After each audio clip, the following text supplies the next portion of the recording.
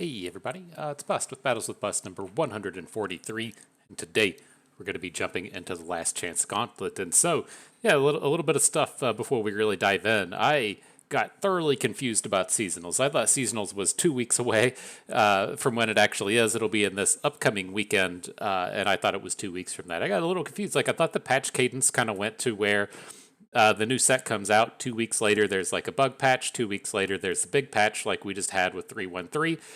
2 weeks later, there would be a bug patch again, and I thought it was after that second bug patch is when seasonals actually happened, and then the following week after seasonals would be when the new cards were released. I didn't quite remember there being this gap between seasonals and the new set release, or I mean, I thought there was a gap, and there's apparently not. And so, nonetheless, we are going to be good to go. I was just kind of having to edit the order that our content's got to be turning up here in the upcoming weeks because that was my bad. But nonetheless, we're caught up with that. The other thing I always say with our best of three and our Gauntlet videos is I don't get too in depth with the decks themselves. I should have video guides on all of these decks throughout the channel, and now with seasonals coming up, we'll be covering these a little bit more in depth in the upcoming days. But I prefer to spend more time just talking about our best of three strategy and then kind of calling out the nuance to each of the decks that's a little bit different from the kind of standard base ladder strategy.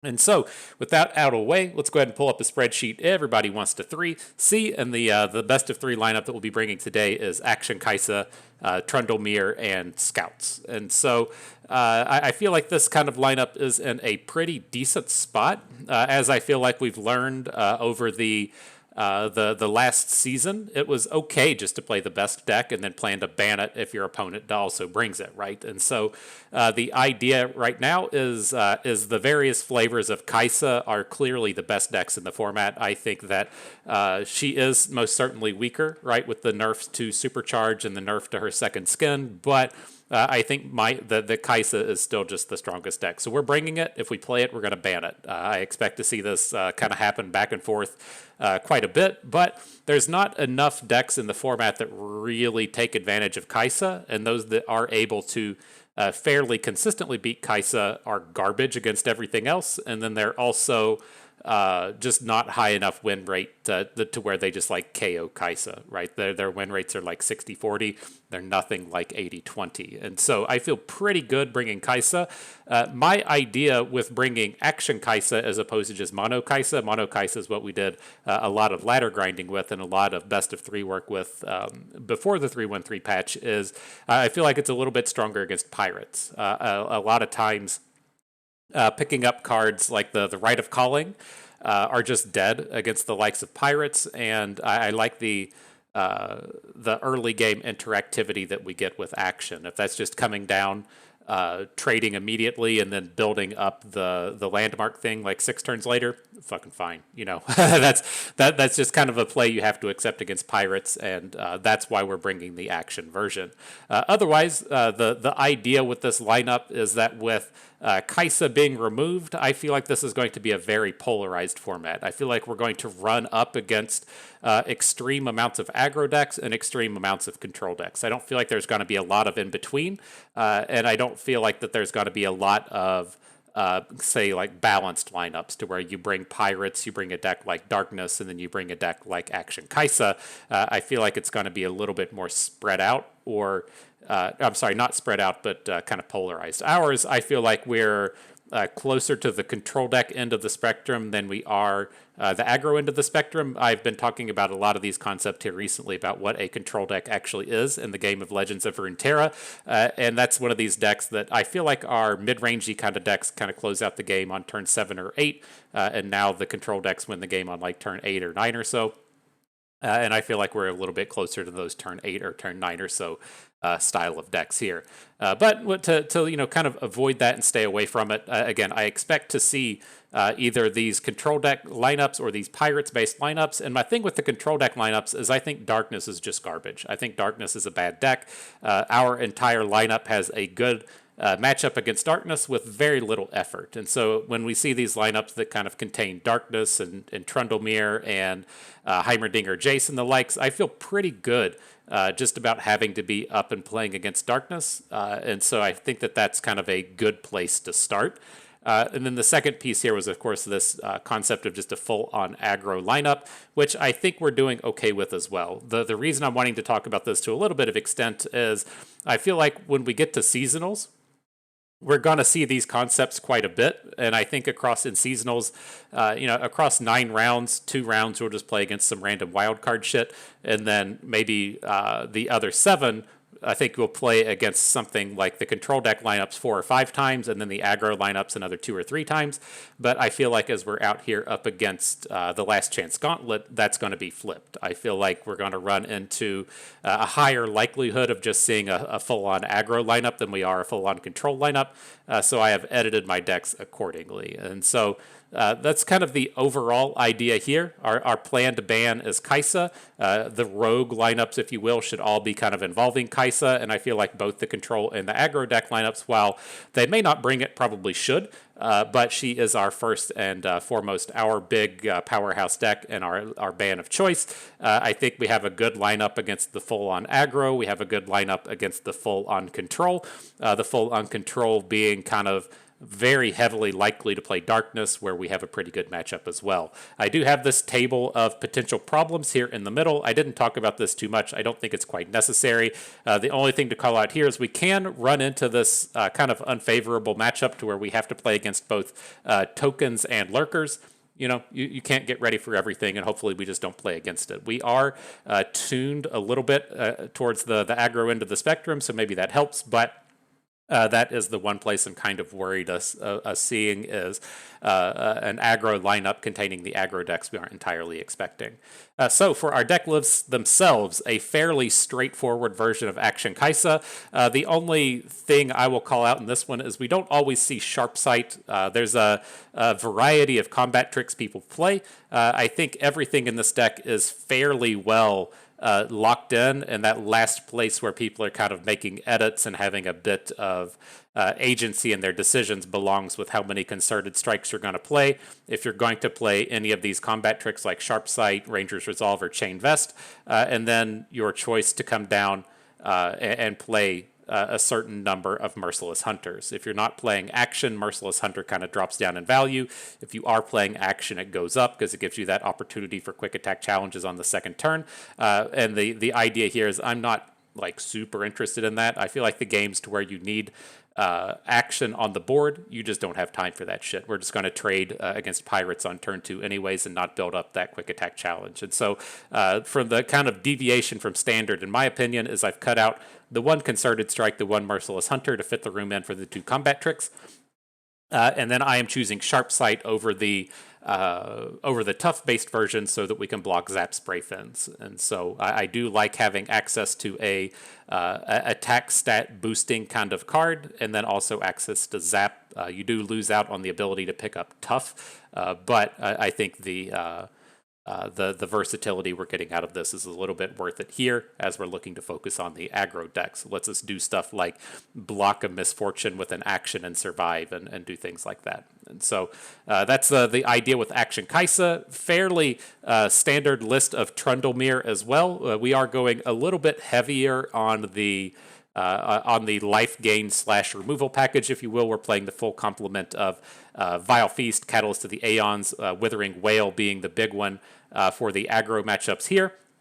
And then a little bit toned down in terms of the actual late game that we can play. We're not doing stuff like playing Commander Ladros for the control matchups. We're just kind of fully counting on the power of Feel the Rush and then hoping that it doesn't get popped by a Rite of Negation. And so, again, we're a little bit tuned heavier towards the front end and trying to be able to beat Pirates. As Seasonal comes along, we'll probably look to edit a couple of cards to just be a little bit slower.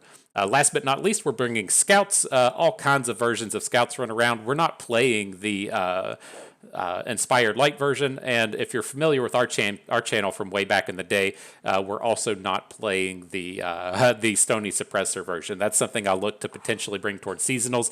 Don't think that it's going to be a thing, but the Stony Suppressors were a card that we love to play that we're not actually bringing out here today. The various things to call out with the list we're playing. We do have 2 copies of Mirai Warden. This is not great against control, but it is quite good against the likes of pirates, so we're glad to have the addition here. I'm playing 2 copies of Radiant Guardian, which is another card that's just spectacular against pirates. I love having the life steal aspect to hopefully catch our opponents off guard.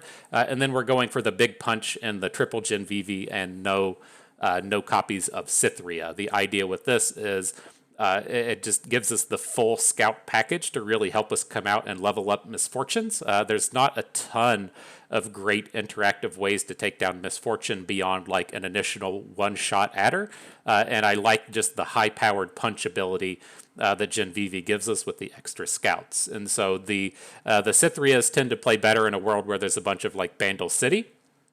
Not so much like Darkness, but kind of Bandle City otherwise, and I don't feel like that really what we're seeing right now.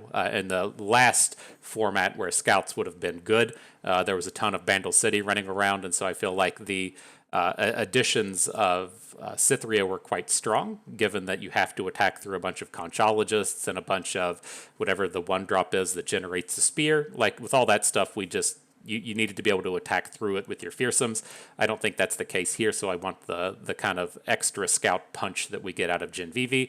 And this also gives us a kind of more high-powered draw as to where Cytherea has a little bit more longevity to her, since she tends to be a little bit bigger and doesn't tend to trade out in combat as often. Since your opponent has to put their big boys in front of your fearsomes, that means they have to put their little units in front of Cytherea.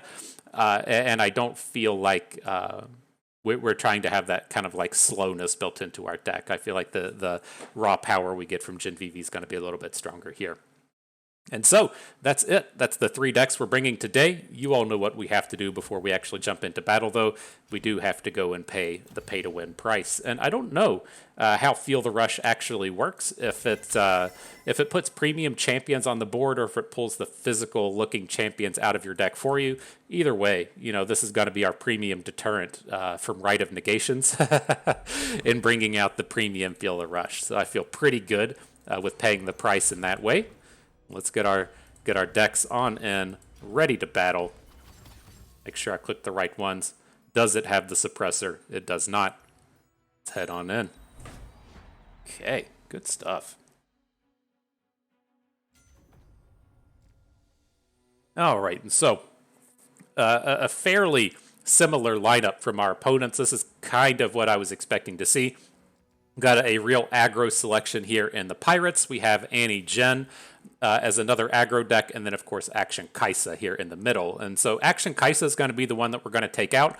Hopefully, we're just strong enough against Pirates with the kind of additions that we've made to the deck. And Annie Jen is kind of weak, but again, I think we need to just stick to our plan here and ban out the Akshan Kaisa. All right, opponent does the same thing. And then I'm going to lead off with Feel the Rush. I feel like Feel the Rush, while it has a good matchup against Pirates, it has a weaker matchup against Annie Jen. And I don't want to fall into a space to where we have to play Annie Jen Game 2 with Trundlemere, to whereas I'll play any of those decks with Scouts. So we'll either try to play Trundlemere twice, or if we can beat Pirates with Trundlemere, that would be great. Okay, need a little bit of a more early game start, though. I'm just going to hard mulligan this and even get rid of the Kindly Tavern Keeper. Come out and look for our AoEs and our Vile Feasts. Found some AoEs. It's kind of an awkward way to go about it, but hopefully we can pick up something to do before turn 4. It's not so much of an ask, is it? Just a little bit of something. I wasn't asking to pick up 12 drops on our opening hand.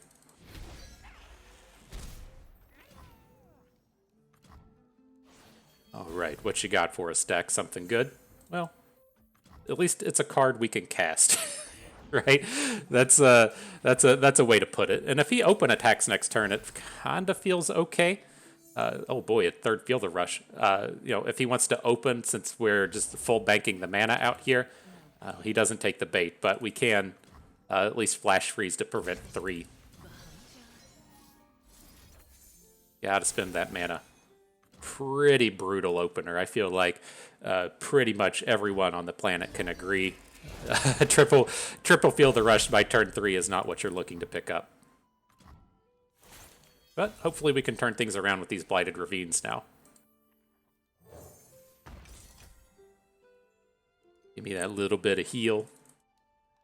See if they have any units to drop on the board. Very real chance they just have to send it back to us or just like play a Decimate this turn. Yeah. So that will drop us to 8. These 2 units will fall. Misfortune will still stick around. That can be a little scary. We can't play Blighted Ravine this turn, right? That's not going to do anything. Oh, cool. I have Nagakaboros coming in for a little bit more. Okay, this will be another flash freeze, and then we can add Trundle.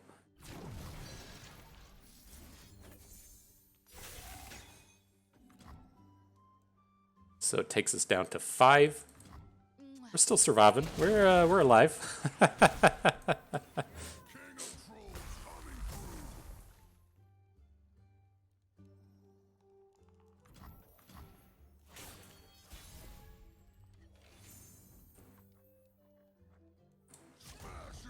All right, I don't suspect he'll block here. He's just going to take this damage pretty much every time. Now we can do the Blighted Ravine Vile Feast. Hopefully be in a spot to survive. Slowly regain back a little bit of that health.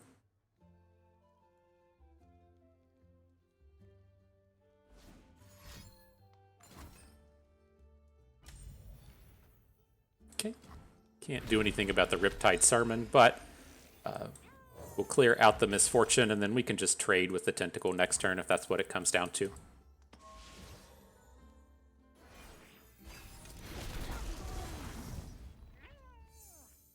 Vile Feast number 2. Just a little bit more heal. I mean, if he gets overly clever, we might be able to get a token on board to try and block the Tentacle with, instead of just losing out on our Trundle. Do we have our Atrocity here? Just to prevent some of this? I don't think so. I think that feels a little meh. We still need to just Vile Feast here though, so we can block the Tentacle.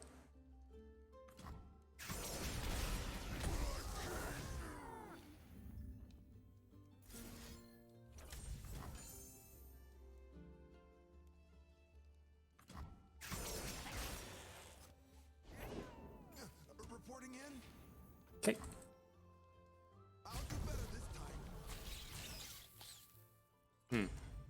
Oh, we probably can't fall to 2. That's a little bit too risky. It's like I was trying to come up with something to where we just take this damage, because the Tentacle is going to be a guaranteed lethal on the next turn. But we're just a little too short of doing that. Vile Feast was a fantastic addition.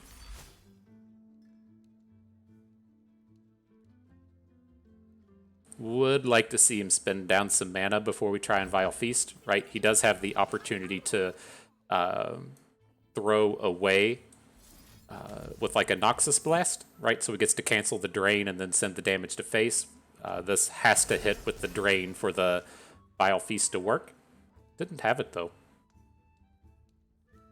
Okay.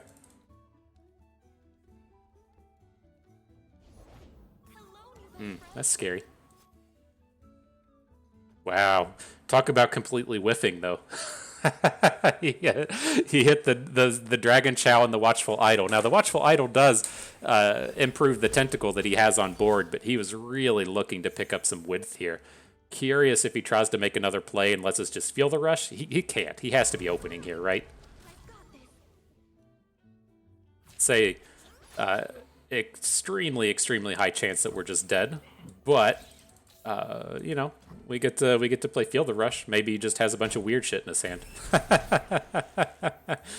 You know, that can be a thing on occasion. But I would say way more times than not, we're just dead right now.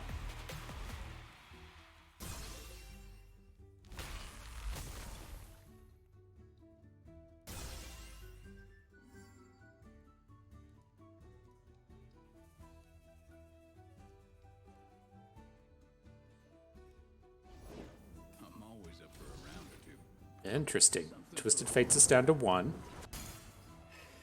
Okay.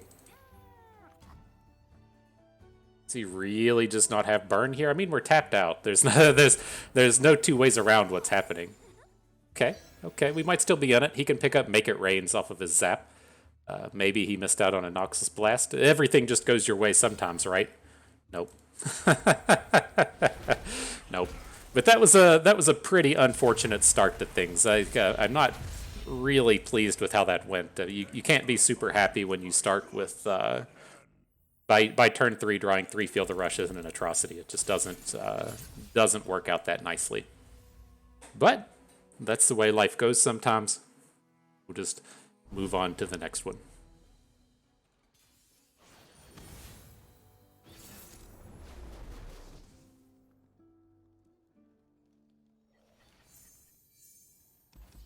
All right, try that again. see how many Field of Rushes we pick up this time. Just one?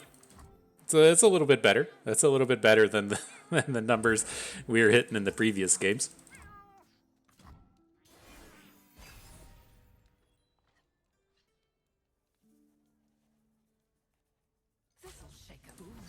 Okay. So we'll get to safely get our Faces of the Old Ones down, and we have access to Blighted Ravine next turn. Interesting. He's just not doing anything. I feel pretty good about passing here. If we just get a 3-bank this turn, it's okay.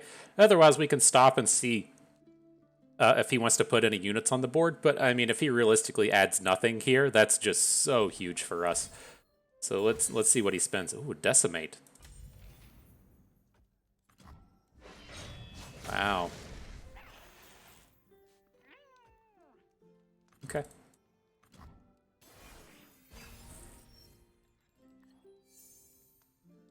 Shouldn't need... I mean, we have Vengeance. I can't imagine that we're going to play it. Wow, he just comes in with Gen. This dude must... He just has a terrible draw. They'll never see it coming. Block. The curtain rises. Behind you. They look angry. Okay. So he just gets that single point of damage in. Very good. Very good.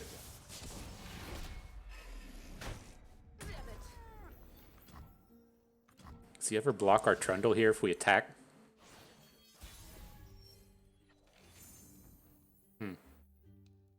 It's tempting to just send it in. We're in like this kind of like weird spot to where, I mean, I can't imagine he wants to block. We don't really need to play Blighted Ravine. Just gotta be looking to drop Faces of the Old Ones. If we play the Faces, then we can start playing It That Stares next turn, and that should hopefully be enough to just come in and close this out. We're building up to the big hits after this comes down on board.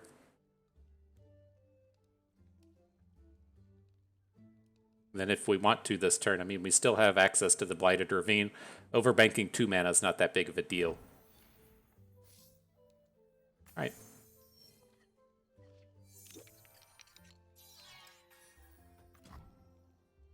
So he has the opportunity to put stuff on the board now. Know that he's in the clear for Blighted Ravine, but we do have a ton of mana for next turn. Is it not?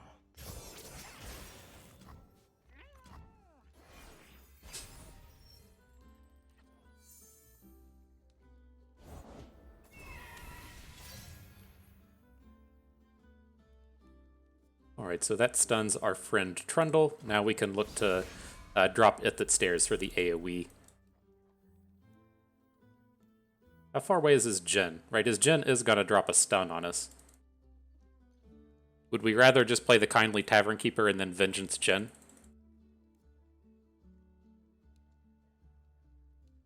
As it stands, the stun won't hit us until we're in combat.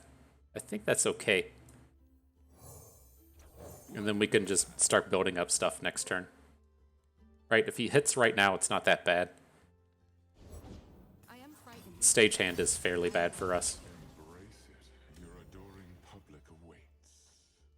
Does the Lotus Trap... It doesn't fall off if we kill the Gen. We're pretty fucked at this point now. Like, our big boy would have been stunned, but This is going to be painful. We still get to keep our faces this way. I have prepared something very special. Okay.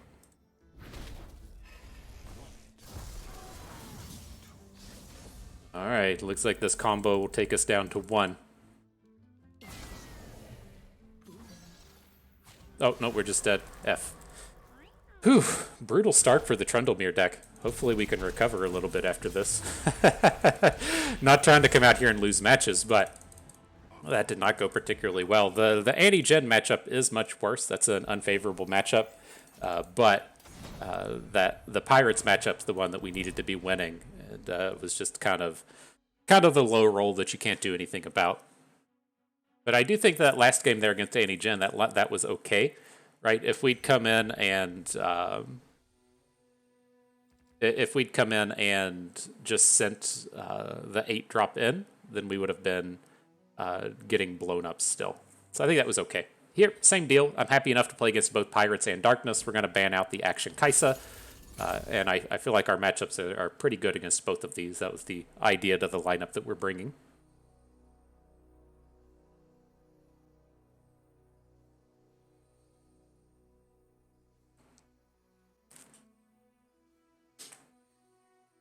Yeah, this was like the interesting idea that we ran into with last seasonals. Last seasonals is like, I really didn't want to play a bunch of a Felios Victor or Felios Vi mirror matches, and so we just didn't bring the deck with the intent to just ban it every time.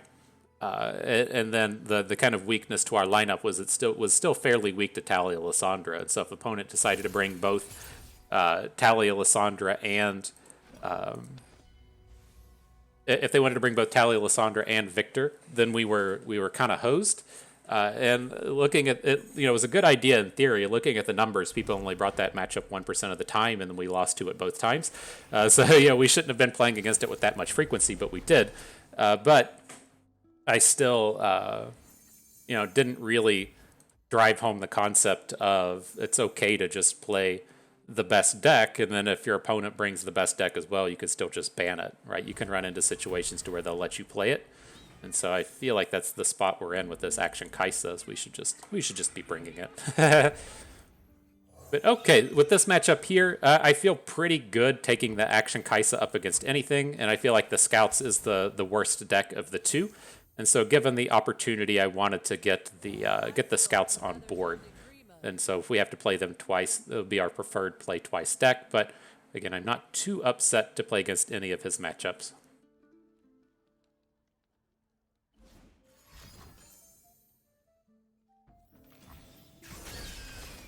Okay, I'm going to still go ahead and try and clear this out. It should be tough for him to bring down our Durandi Sculptor if he wants to bring in a block. He doesn't bring it here.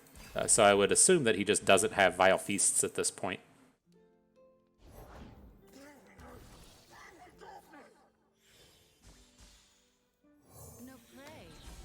Okay, here's Misfortune. I'd like to build up to this next turn to where we can start protecting our stuff with Ranger's Resolve. And we're not currently worried about the Darkness. Stay still.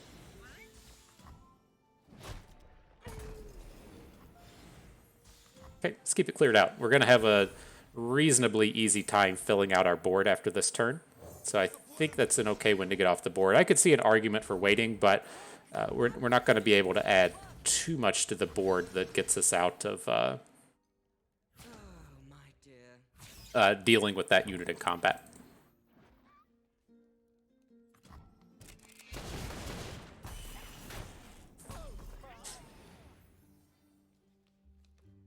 So we'll have a decision to make in terms of Misfortune. I don't think the idea was to play both Sharpsight and Ranger's Resolve when we already have another one in our hand. And so we'll just let him spend all of the mana to take down the one we have on board, add another one down next turn. For the wicked, for the dead, I bring rest. Fortune favors the bold. Let Misfortune and say this is a dangerous attack with Senna. We can take her down with the Sharpsight. So hopefully this starts to starts to turn around our board.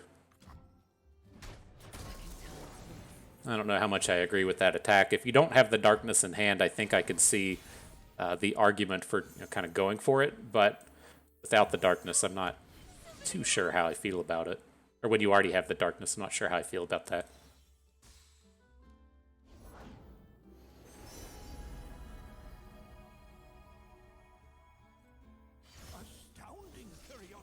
Okay, and I'm going to go for the banner play here. We'll have the option to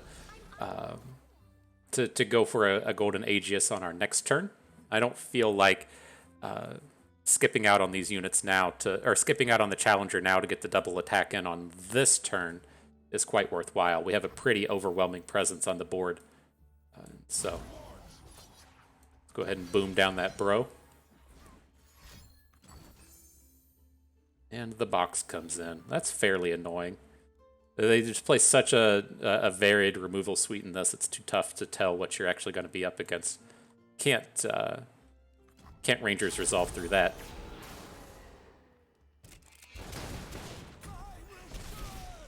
Alright, downed them to 10.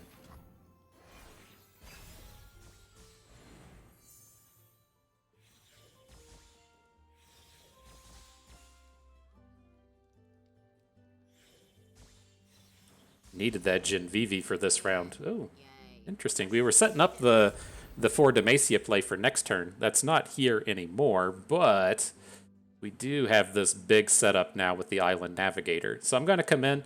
Like, I think I want to just go ahead and protect our Vanguard Sergeant from this darkness he has in hand. It should be tough for them to do too much more this turn. We don't have to worry about the darkness coming in and trying to kill our Misfortune. Now we should be able to pop off here a little bit. His blocks are all going to be terrible against our Island Navigator. You can maybe pick up like a 1-cost spell to protect against our smaller play, but probably not.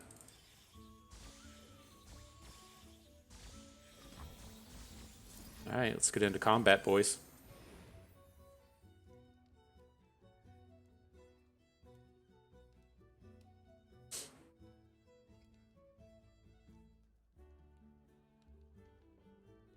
That was a nice addition to the squad. Thank you. Thank you, Aloof Travelers. We did not have a good turn this round. GG.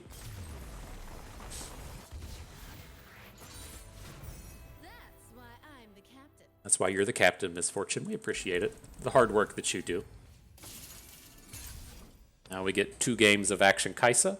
Hopefully that pans out nicely.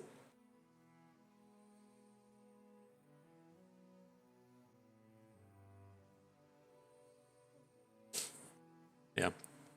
Wasn't anticipating the box there. That's a space to where I was starting to think in my head, like, I wonder if he's banking up his mana to go for a Ruination on the next turn.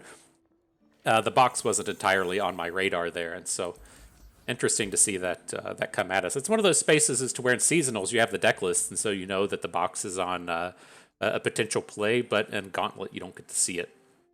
But opponent has switched over to Pirates, so I'm going to hard mulligan for our cheaper plays. Don't want to be starting with our first play on turn 4. Not the greatest of starts, but action does help turn things around a little bit. Where's my axe?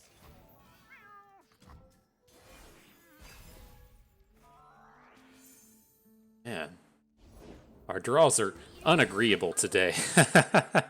I think we just have to get the Bright Steel down to go ahead and trade with the rear guard. We miss out on the skill, or the keyword, whatever we're calling that these days, but it feels better than just like throwing away action here, especially against a deck that has Make It Rains in it. So if he gets to clear out our blocker with Make It Rain, kind of a crappy spot for us to be in.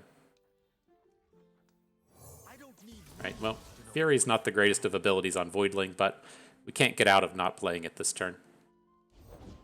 No one's the wiser. Okay.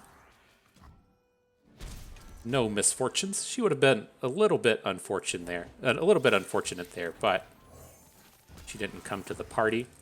And then we have reasonable responses to his open here, with the Sharp Sight getting a bit of a shutdown.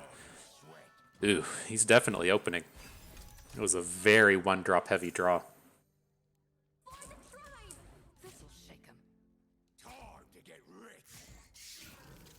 Be brave. Behind ya. Okay. Take down the Fearsome where we can. Take 6 damage. Get his good units off of the board. Now we're going to have to follow up with Broadwing. Oh boy, he does have the Make It Rain.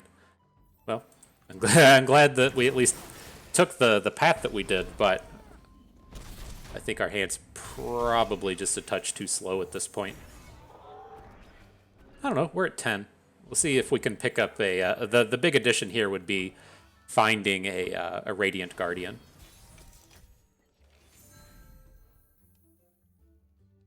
We could look to make 2 attacks this turn, though. Like, just adding Kaisa to this board is going to get us blown up. So let's do this. Let's add the Voidling. It's going to give our Broadwing Challenger.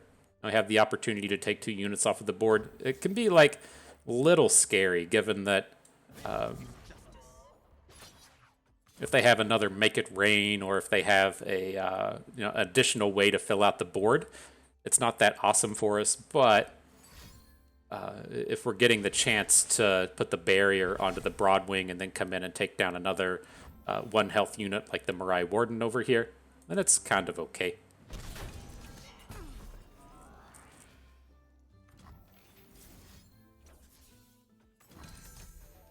Get a little bit of an action flip this turn as well. Do we ever want to save the action?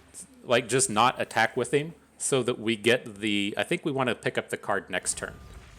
So if we need to burst down the spell, whatever the spell is called, the thing that puts the 5/2 unit on the board, then we'll have the option to do it next turn. And then if the board seems clear and we don't need to do it, we could still come out and just draw the card. I don't think that 2 damage coming from action is going to be super important, as much as if opponent plays a card here, then we get to burst down the unit and then play a follow-up, dude. Let's get to it. Remember my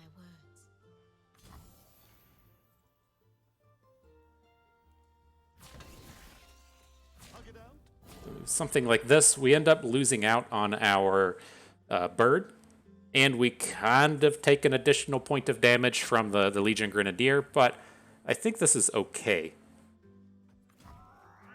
And then we'll have a big predict this turn with the Relic of Power to see if we can't hit a Radiant Guardian. Didn't hit. Do we actually just want to shuffle these away? I think not. I think we probably need this Rite of Negation in the face of Decimate kind of cards. So if we're going to stop and look at this, hang on, we got kitties wanting to hang out. We can like play the Void Blaster, bank up 3, and then next turn, I guess it'll work out either way. If we drop the Kaisa, I think we should just drop the Kaisa. This way, if we pick up a double bird next turn, or I guess the Quinn bird would be the appropriate name, then we can still pass out the good abilities while being able to Rite of Negation.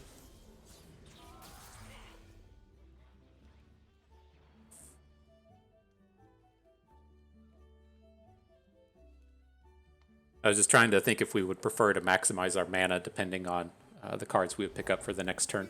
Talking without me. There's plenty of killing. All right. I'm okay with seeing these kind of meaningless units come down. That's a bit of a perk. I'm always up for a round. Twisted Fate to bring red card, kills off action, that's fine. I'm actually sadder about the damage to the face than the losing of action.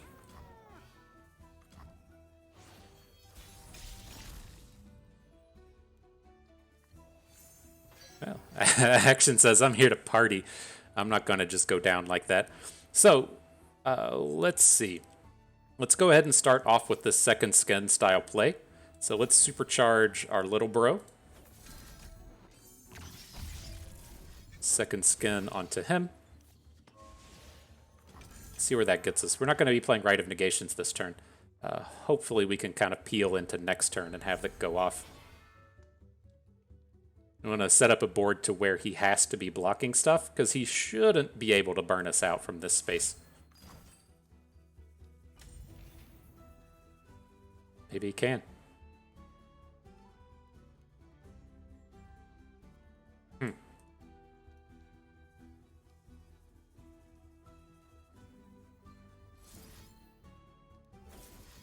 All right then.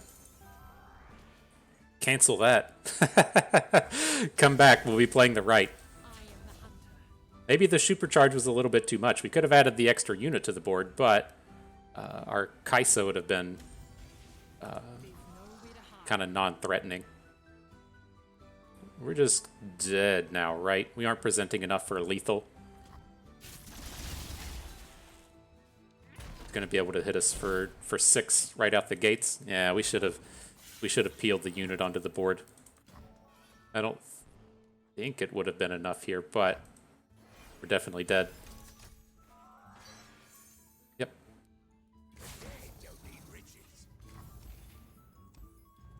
Dang. That's tough. Because of the 6/1 drop draw. It's a little bit too much for us to overcome. If we would have picked up a Radiant, I think we would have been more than fine. Just gaining a touch of health, but it didn't want to show up. But yeah, I'm curious at the spot we would have. I think with that one, the supercharge was a little bit overkill. I kind of have the days of old with Kai'Sa in my head, and the kind of thought that was just gonna like kill him. I gotta get that out of my head that just dropping these supercharges right away isn't necessarily enough to outright win the game anymore. But reasonable enough start here with Akshan. You can come down, start attacking on turn 2, then we can use the Merciless Hunter on turn 4, assuming there's a decent target. Reasonable enough start.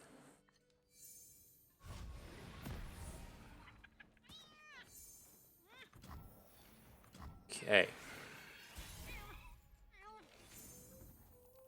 I do not break rules, I bend them slightly.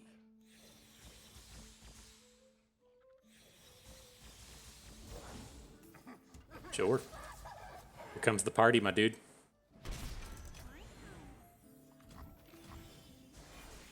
See if he just immediately brings the darkness in. I think in this space against darkness, I'm reasonably okay with protecting ourselves from darkness. I think here, let's do this. Let's drop the Blinding Assault. Does give him a reasonable target for the likes of Vile Feasts, but if he gets to survive into next turn and we can do things with Brightsteel Protector and the Valor, lets us save the Merciless Hunter for a little bit if we want. Doesn't seem like he has a lot going on.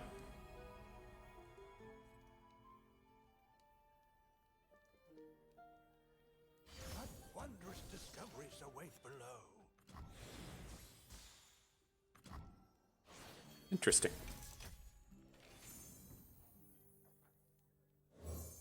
You're covered. You're covered, bird. I got you, dog. We'll be able to hit Evolved here pretty soon. The Elder with Spell Shield and then the Merciless Hunter with Fearsome. Striking up the band, you say? Sure.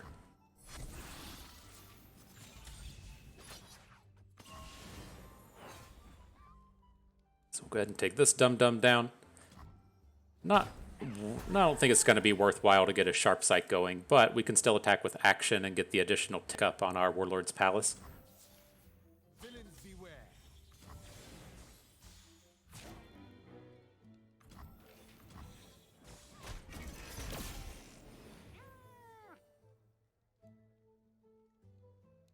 And then do we want to bank? Like, there is a world to where we want to play a Golden Aegis next turn, right? It's going to be pretty decent. So if we add the Elder, right, that we're going to have 2 banked mana going into next turn. We have 7 mana in total. Could do a Merciless Hunter plus a Golden Aegis, which would be fine. Or if he tries to get aggressive on our action, then we could Sharp Sight plus Golden Aegis. I think that's all well and good.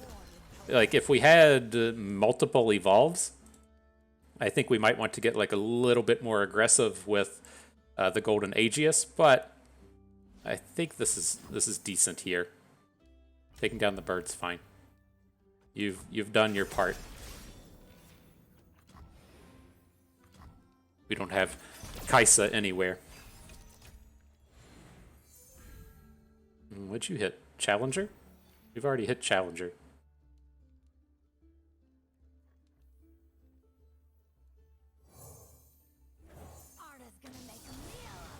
feel like he's lining up something clever here. And so let's just try and get the Voidling on board, then have the Sharp Sight protection for the turn, and we'll call it a day.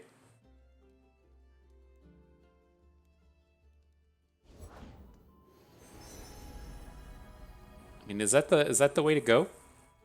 What if we want to, right? Because the challenger, well, the challenger with the Voidling is kind of nice. I don't feel like we'll get a better keyword than this. What other keywords would we rather hit? We've already hit our evolve, so we don't need to, chase after Fated. And then we can potentially do nice stuff with the action flip next turn. So it's like we can pick up the 5 attack unit and attack a second time. So we have some potential to just do gigantic chunks of damage.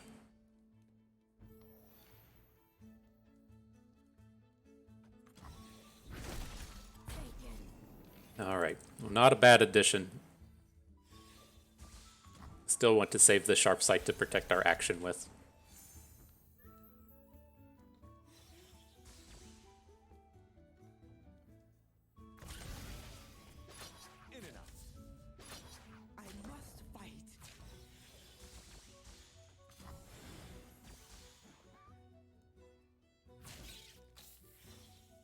Alright, he goes for the damage prevent, so we'll probably have to play for value off of this Warlord's Palace. Maybe not. Maybe not. What if we Sharp Sight, we hit for 3? Then that will take him to 6, or 16. Say he plays another card, then we're coming in for 16 exactly.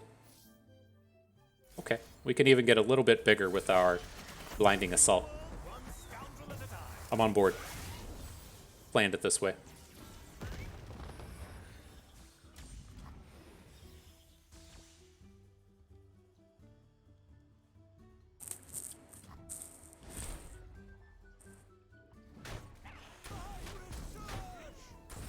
Alright, so he has to spend his mana on something now, right? The big thing with this turn is we want to protect the Voidling, so that's probably where we want to be sending this Golden Aegis, but right, here's the idea. We have 5 from the Relic, 10 from the Elder, 13 from Action, 16 from the Brightsteel, so we should be able to get a kill with a Golden Aegis this turn. And we could still add in a Blinding Assault if something dies, like right now. Like if he plays Darkness onto our Voidling, we can still follow in with the Blinding Assault.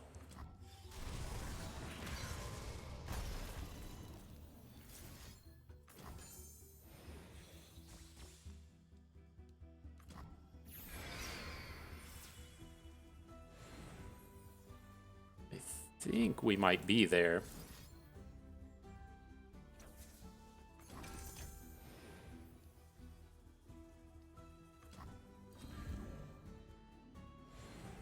We do it. He's not playing anything. He's got to spend that mana on something, or this game's this game's just gonna go down.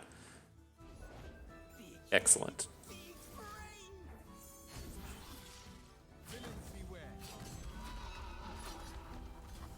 There it is. Game says it's exacties. GG. All right, on to that final battle. Not knocking us out that easy.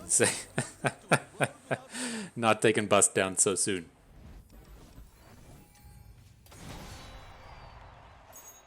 Okay, final battle. One shot at glory.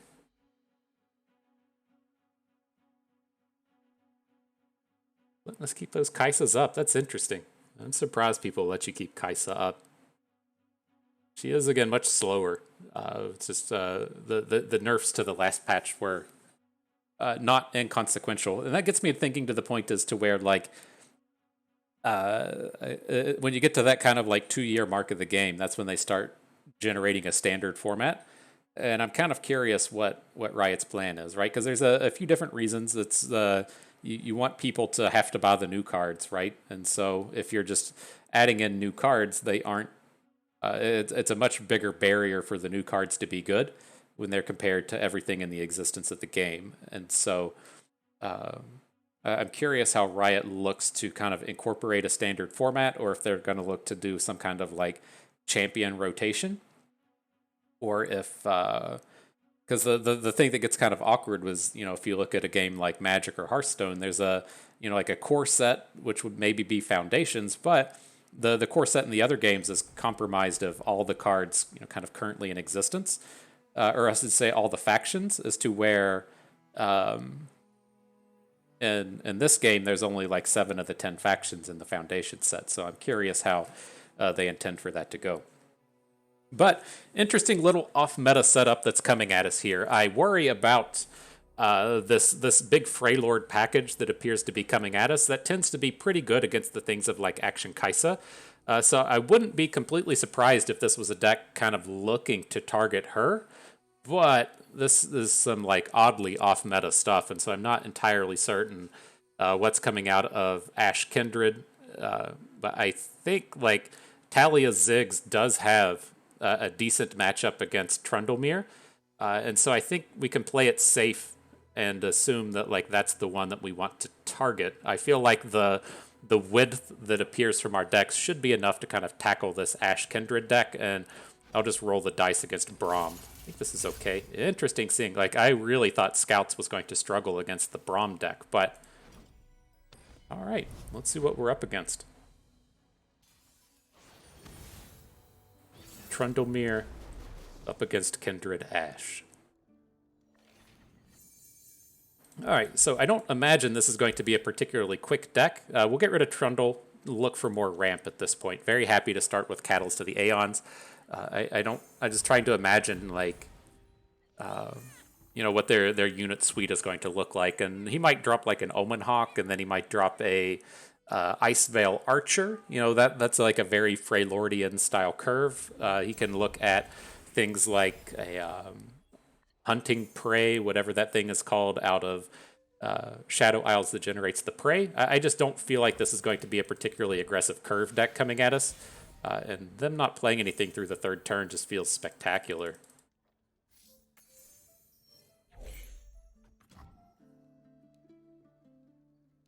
You can look to get greedy in this space that we're in, as to where, okay, he just has a really weird draw dropping this thing on turn 3, but to where we could have maintained our 3 bank, dropped the Kindly Tavern Keeper, and then next turn play the Voices of the Old Ones for 2 mana.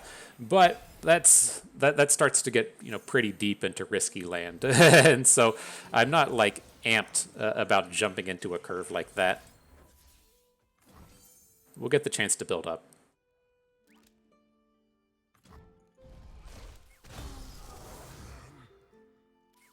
It's not dealing with that dum-dum. We could have looked to build into the Ruination, but I just don't feel like we're in any real hurry here.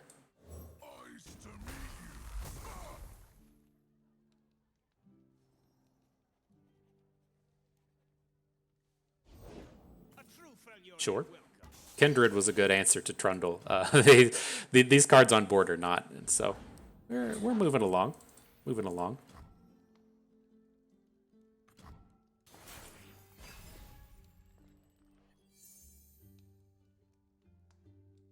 So what are we going to look to do next turn? I would imagine the vast majority of the time here, he's going to have a Frostbite into Trundle and kill it with the Rhymefang Wolf. But do we want to build up to just like an It That Stares? I think that's okay. If he attacks, he's going to hit us for 3. Okay, we'll take the 3. I'm going to go ahead and just drop the Voices of the Old Ones, and then next turn we should be able to full clear his board with these with these It That Stares.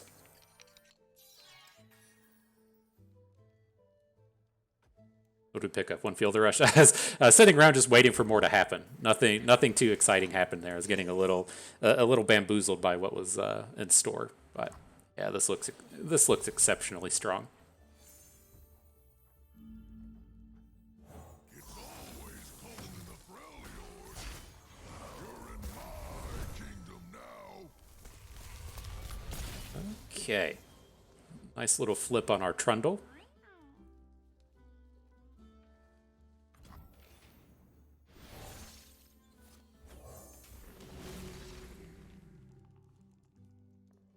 Three to everything. Full clear that board, and then we have Feel the Rush primed and ready for next turn. We'll get a 2 bank into 10 mana.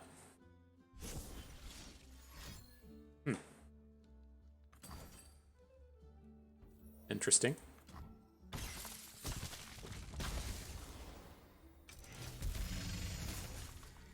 All right, well, RIP your dudes. And GG. Okay, so it was awkward draw from opponent. I'm not entirely certain what we were expecting to see from them, but I can't imagine his end-of-day game plan involved their first play being a prey on turn 3 with nothing else. So slightly awkward for opponent, but a little off meta as well. All right, same deck up against the Akshan Kaisa. This is the thing that I was like little worried about. It feels like the kind of deck that when you see something like Ash LeBlanc and they're like, LOL, here's all my Frostbites for your big go tall unit. It's something that's better against the likes of Alawi, but it is viable against Kaisa as well. But how do we want to go about this? I don't think we want to start with Preservariums. We can probably hang on to Blinding Assault. As he is playing one of these decks that have the praise in it, and those just cheap, like 0/1 units, it's something fairly easy to just pick off with the Blinding Assault. Drop the Fury Voidling. That's a odd keyword to be able to pick up. So right, let's go for the Blinding Assault. If we could look to just open, right? If he drops a Fading Icon. There we go. I finally remembered it. If he drops a Fading Icon, then we can still trade for the 0 attack bro. Got to hang on to our Voidling, though. These are getting pretty close to evolving. There is an argument to try and pick off the Fading Icon, right? If he wants to play a sacrifice-based card, then the Fading Icon is something that can be sacrificed, but I don't think we're in a big hurry in those turns. Man, we hit Fury again? That's stupid. This game's dumb, am I right? What we got now? Void Blaster. That's more like what we need.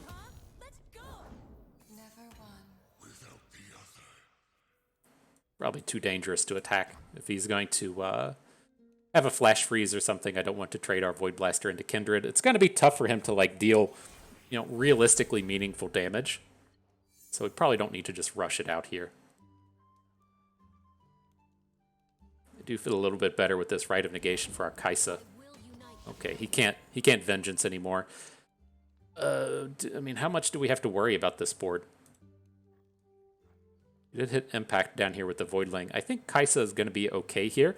I was trying to set this up so if we don't play Kaisa this turn, we can go into next turn with a 3-bank, play Kaisa and Rite of Negation in the same turn, but I don't feel like we're getting enough out of our smaller plays.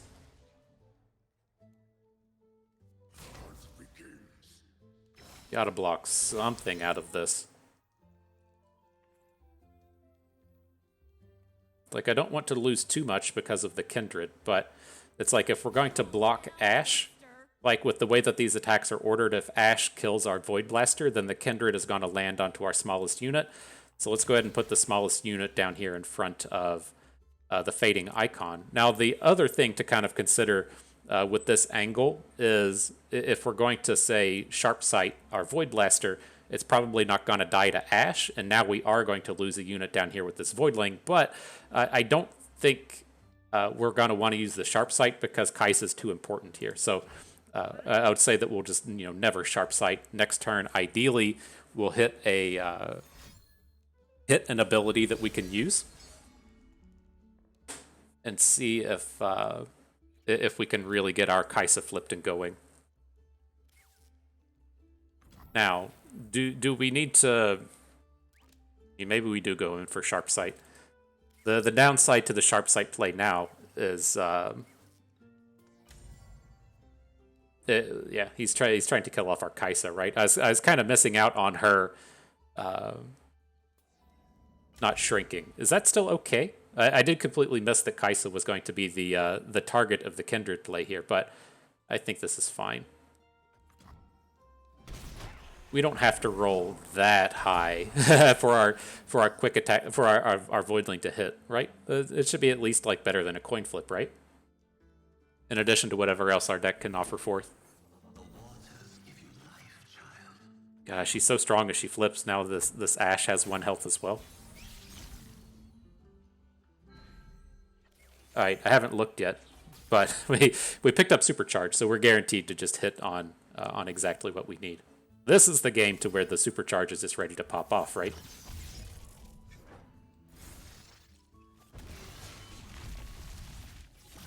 Uh-oh. Game's messed up. We've got our laser beams on the screen now. Our Ghostbuster streams cycling around the screen. All right, so this is good. Even if, like, we get frostbitten, then the Kaisa ability, the Acacian Rain, whatever it's called, is going to just do work all over this guy's board.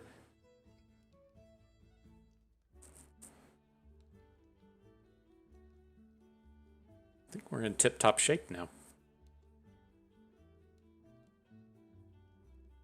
So how do we want to go about this attack, though? Do we want to directly attack Kindred, right? Assuming our spell lands. Do we directly attack Kindred, or do we take the kind of safer route and try and chunk down the prey in these things and just spread out the Acacian Rain? I think being up against Freylord with a Sharp Sight in our hand, I feel like okay with sending Kaisa in front of Kindred. He may do something that keeps our Kaisa from winning the combat, but she shouldn't lose it. And then if she does win the combat, great, we just win the game. So I think that's what we'll be leaning towards, is say, attacking with Valor still, hooking a Prey, attacking with Kaisa, hooking in the Kindred, and then we should be safe. It seems like opponent might have dropped their phone in the toilet, but I think I kind of like the angle of that.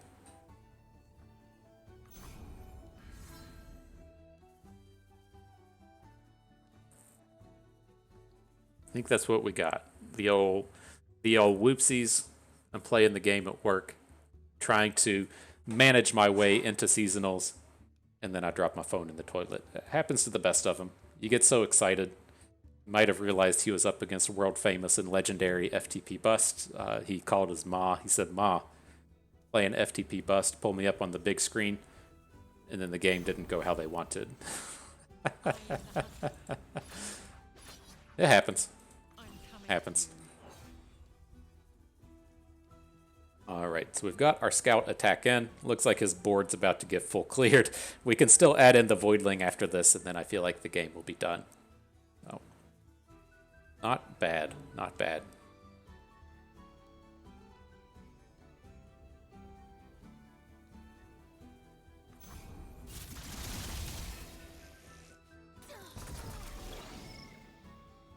Rip Kindred. Got him. GG. And so, all right.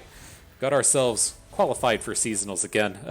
This was just a weekend I was expecting Gauntlet. I thought we were just going to be jumping in and just playing the normal Gauntlet, but we did manage to pull down our seasonals victory, our seasonals invitation for the 3rd season in a row, the only 3 that we've actually been trying for, and so look at that. You are qualified. And so I was happy enough with how the list played out, right? That was a bit of a off-meta wild card there in the last round, but in the first 2 rounds, I think we played pretty much exactly what we would expect. And with that being, I wasn't expecting it to exactly pan out to where it would be like Pirates plus Annie Jen plus Kaisa, and then the other kind of flip side I would expect to where it's going to be Pirates plus Senna plus Akshan Kaisa, but I'm pretty happy in all of those cases, right? If you're taking a peek at the idea of our deck to where we're just looking to ban Kaisa, okay,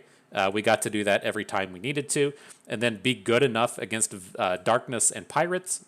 We did that as well. I think we ended up losing to Pirates pretty much every time, but maybe that's just a place to where we need to either like A, rethink playing Tryndamere, or B, it was a bit of a low roll. But are we willing to accept that the matchup can be that kind of low roll? And that's kind of like the scary thing to me when you're bringing decks like Tryndamere, is you do run into those spots on occasion to where you mulligan against Pirates and you're just like, oh, cool. Well, I have this starting hand of, Trundle, an 8-drop of Feel the Rush, and like a Flash Freeze. And it's like, oh, okay, I guess. And so, I mean, maybe the place that I haven't really investigated enough would be the likes of playing a Heimerdinger Jace. I think it's one of those decks that is like on the radar that people know that it's like decent and good, but you never like really invest in actually playing it. And maybe that's the thing that we'll look to invest and play in. But I think this worked out well.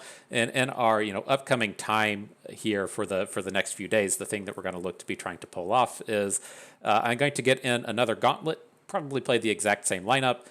Then over the next 4 days, we'll have I just like to play our actual lineup decks. I know that you're used to seeing Akshan Kaisas and you want to see the new decks of the world, but I don't have the time to dedicate 6 and 8 hours a day to testing Legends of Runeterra and then making content and then going to work. And so I just have to make sacrifices somewhere, and that falls into the space of making content, and the content just becomes the decks that I'm looking to play in seasonals. And so I would expect another day of Akshan Kaisa. I've been playing that extensively over the past couple of days. I've been pretty strongly cruising through Diamond with Akshan Kaisa. I think I should hit Masters with it, if not today, then tomorrow. We'll play Scouts, we'll play Trundlemere, and then I do want to kind of investigate the idea and the thought of playing Heimerdinger Jace. The other deck I feel like that is kind of off meta right now, but shouldn't be, is the likes of Alawi Bard. I know both of those just got hit with the patch. The downside to Alawi Bard is it does just get domed by pirates, and so I think that's really what's keeping it at bay. But if we're gonna kind of just like risk it going into seasonals, it could be a kind of interesting deck to bring, because it is quite strong against decks like Scouts and these kind of like mid-rangey affairs. I think that we'll see that kind of like fit in the middle of the curve, like our lineup here is trying to do, to where we're slow enough to beat the aggro decks with kind of a control game, but fast enough to beat the turn 9 control decks before they pop off. And so maybe, I'm not sure. It's probably not a good place for it because we'll probably play Pirates like 3 or 4 times on the day. But I think Heimerdinger Jace may be the Shadow Isles based deck to investigate beyond playing Trundlemere. So that's something I'll keep in my brain piece. But that is what we should be seeing in our upcoming days, and that is going to do it for us today. So I hope everyone enjoyed the video. I hope you qualified for seasonals just as well as we did. Hope you maybe learned a thing or two along the way and had a good time watching. This is Bust, and we thank you for being here.